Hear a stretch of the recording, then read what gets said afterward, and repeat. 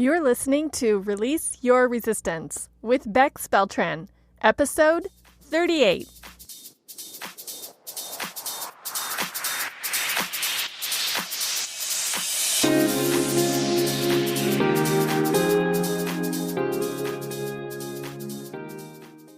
Welcome to Release Your Resistance. This is Bex.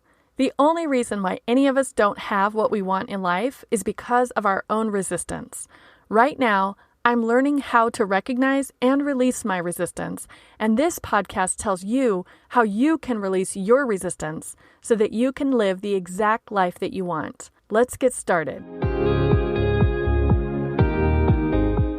Each one of my favorite teachers has a different personality, a different delivery style, and even though many of those teachers have some of the same messages that they've taught me, and many of them are interwoven with each other, each one of my favorite teachers gives me something slightly different and unique from all the others. And isn't it so interesting that there is so much interconnectedness between my favorite teachers?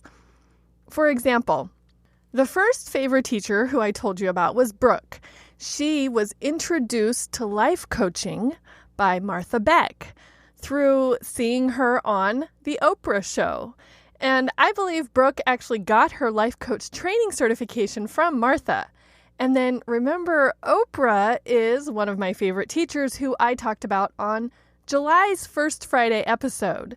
So the favorite teacher who I want to tell you about today may be considered the mother of life coaching. It's Dr. Martha Beck. She is a best-selling author, speaker, podcaster, and of course, she's a coach. I can't remember exactly, but I think I was first introduced to Martha through another favorite teacher who I haven't even mentioned to you yet. That's Jenny Blake. And when I heard Martha and Jenny's discussion on Jenny's podcast, I just wanted to know more about Martha. So I looked her up and I found her amazing books. Maybe one thing that subconsciously attracted me to Martha is her masterful use of metaphors. You know I cannot resist a well-constructed metaphor, right? So one of Martha's books is called Finding Your Own North Star. Don't you love the idea of a beautiful, sparkly, shiny, extraterrestrial body being a guide for you? And the title implies that not everyone has the same North Star, and that it's something to discover. It hasn't always been visible or obvious. This is exactly what I needed at that time in my life when I found Martha Beck. I did want guidance and navigation, but I didn't think that I wanted it from someone else or from an external authority. Well, maybe I did a little, but I was also so resistant to that, and for a good reason. Martha gives me the feeling that she gets it. She understands where I'm coming from, where I am, and she knows I am trying to get somewhere. And so she lovingly and patiently and gently points out where I am trying to go, towards my own North Star.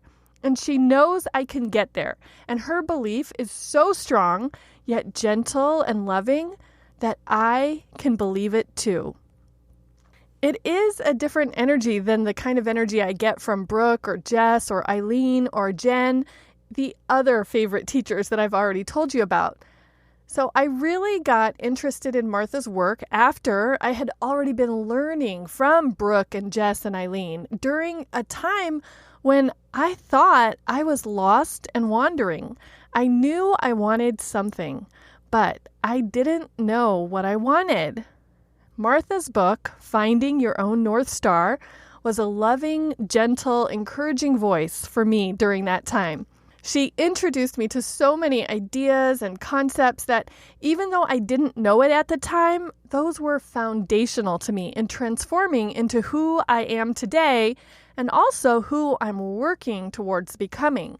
The most transformational concept that I learned from Martha was the idea of the social self and the essential self. Your social self is the version of you, the parts of your personality that are socialized into you through your family, your school, your community, your culture, the media that you consume. The social self is helpful for some elements of living your everyday life, but relying on the social self for too much could be detrimental. It's the idea of trying to please everyone, so you end up pleasing no one, and especially not yourself. The social self might be bland and generic, and there's no spark. It's actually doing a lot of things that you don't want to do. Living in your social self can disconnect you from your essential self. Well, what is your essential self? It is the complete, unedited essence of you. It's who you were as a child. It's who you are based on genetic makeup. It's your truest of true nature, who you were born to be. It's that spark that I mentioned that may be missing from the social self. When I heard Martha describe these two selves and understood how I had been on social self autopilot for so long and how I wasn't really in touch with my essential self and couldn't really recognize it or follow it, so much opened up for me. So much made sense that hadn't made any sense before. And maybe as you're hearing this now, maybe you can recognize how the tension between the social self and the essential self can create so much resistance. Maybe you've been feeling some of that resistance for yourself. If you want to learn more about understanding the differences between the social self and the essential self, I highly recommend that you check out Martha's North Star books. Another super helpful, super reassuring concept Martha shared with me is the metaphor of the butterfly coming from a chrysalis, not just transforming from a caterpillar. I am sure I had heard the word chrysalis when I was a kid or maybe in a science class at some point, but as an adult, I had completely forgotten about it until hearing Martha describe how a butterfly doesn't just transform directly from a caterpillar, but instead first it breaks down, the caterpillar does, it breaks down into this maybe gooey cellular substance. And from that unrecognizable state, then the adult butterfly finally emerges. Martha has made a corresponding analogy for transformation, matching our human psychological transformation to a butterfly's physiological transformation. It means that the first phase of dissolving is completely natural and expected. It shows that we shouldn't expect reforming and full flight before going through the breakdown and the creating process. It takes so much of the stress and doubt off of going through a psychological transformation.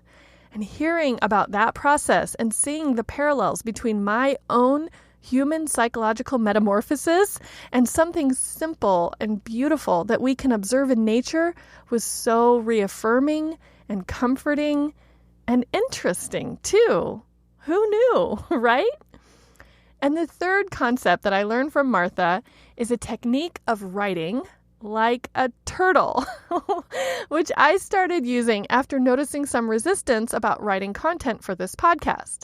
When I first started thinking about and planning the episodes, I was so excited to write and edit. Everything just flowed out of me and it all felt fun and effortless. And then, as the launch date got closer, and interestingly enough, this is about a year ago from when I'm recording this episode today, I switched from creative content creation, which was so fun and flowy and interesting, to technical self-education. I had to figure out how to record and edit and host the episodes, and this was all new to me. And it was not intuitive, and it was not easy or effortless for me. I dealt with frustration and resistance over those weeks, and I made it through. Obviously, here you are listening to the final product, but one of the sacrifices that I made as I was learning and experiencing those new skills was that I dropped my daily content writing habit.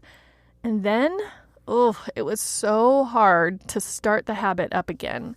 I would put it on my calendar every day, 1 hour of content writing, and then I would delay it or reschedule it or ignore it or save it for later and never do it. You get the idea. And then I was berating myself for not doing it and making up all sorts of stories about feeling rushed and not having my episodes ready in time. So I remembered Martha's story about how she reframed writing her dissertation and decided that instead of putting 1 hour on my calendar, I would just write for 20 minutes a day. Her turtle theory is basically go slow like a turtle, break everything down into the smallest step, break it down again until you get to the smallest step possible, and then just take that one next step. So that's what I did. I tried it. Thinking about writing for just 20 minutes a day did not create any resistance for me. So I would just sit down at my desk, set my timer, and start writing. Not concerned if I would finish it or if it would be enough or if it would be good, just knowing that 20 minutes of writing was helping me get closer to my goal. And then my timer would go off and I would notice that I was in the middle of a great idea and I would just keep on writing. So it worked perfectly. And I lost the resistance that I had been holding on to for some reason about doing something that I actually really enjoyed. Martha is so smart, and she has such a way with words and stories and metaphors. For example, I was looking for something else that Martha had written and just Googling around, and I found this heading in a list of 5 pieces of advice in Oprah's magazine. Once you trust yourself, you can trust everyone. Without even reading the rest of the paragraph or knowing the full context of that quote, I was like, true. But wait, why? It was so powerful and just so casually slipped into this list of cutely titled little pieces of advice with some adorable dog illustrations. I had an immediate gut reaction to this statement, and I knew that I wanted to discover and explore and figure it out before reading more about what she had to say about it. I wanted to understand it for myself. I wanted to know the truth of it for myself from my own perspective first. So before I tell you my reasons why that statement is so true, let me just repeat it to you so you can hear it again and then give you a second so you can consider it for yourself. You can even pause this episode if you want more time so that you can think about it. Okay, here it is.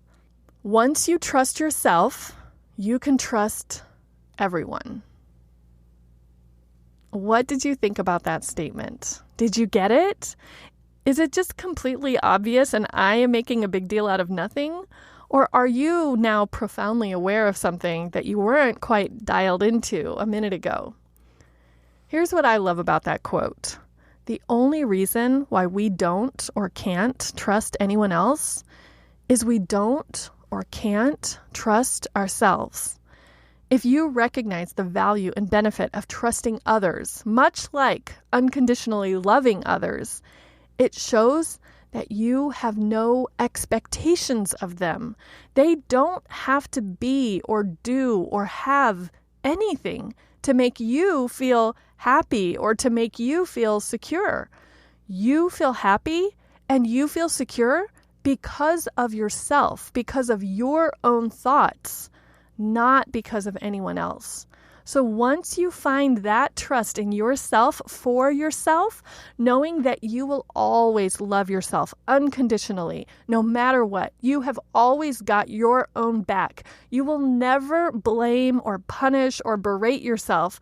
You also know you can trust anyone else in any situation as much as you want to, because they don't have to do or be anything else for you except just be exactly who they are. There may be some knee-jerk resistance coming up for some people when they hear or read this. For example, are you supposed to trust someone who has hurt you? Do you have to trust someone who has repeatedly lied to you? And I am not suggesting that you ignore your own boundaries. And I'm not suggesting that you don't follow through on consequences or reactions you've already decided on for yourself. So if someone has a boundary that she will get out of a situation if someone else is physically or mentally abusive towards her, she can trust the person to be who they are and act how they will act, and she can trust herself to leave if that person becomes abusive. She doesn't have to expect that person to act or be different than who they are. Same with the example of someone who's lied to you in the past. You can choose to trust yourself, your instincts, your intuition when the person tells you something. That way, if they lie or if they don't lie, you are not expecting them to change. You have already made the decision that you are trusting yourself. I could go on and on about all the lessons that I have learned from Martha, but for now, I'll just finish with a thank you card, a love note, and a fan letter. Martha, thank you for being an example of someone who is willing to drop it and start over.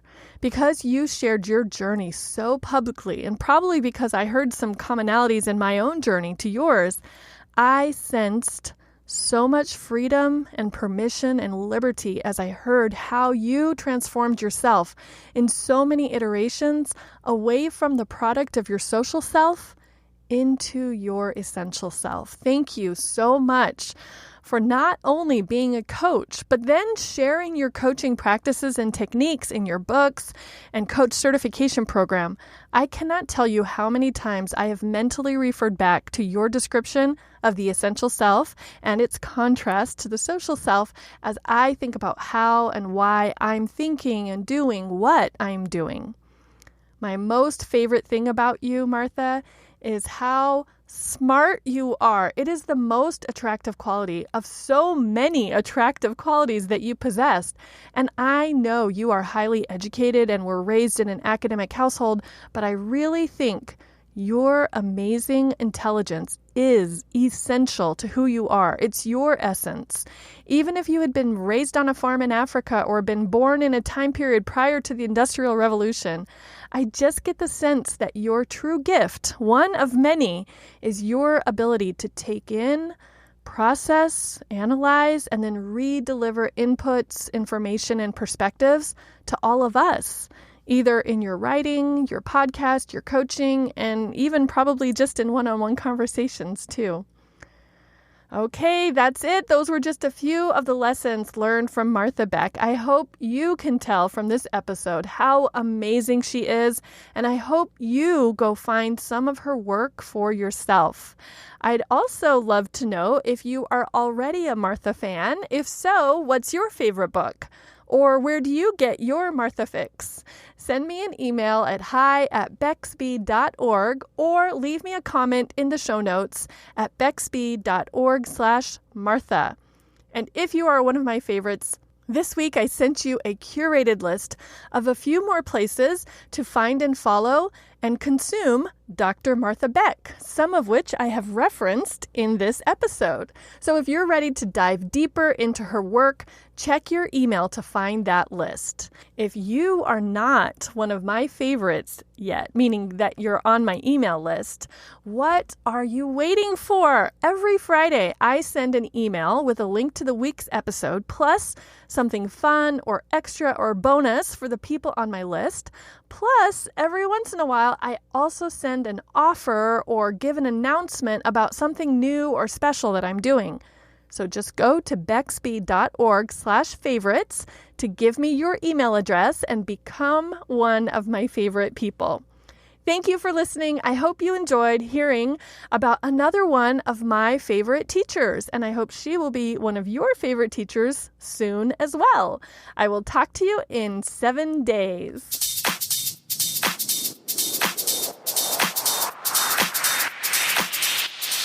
This has been Release Your Resistance.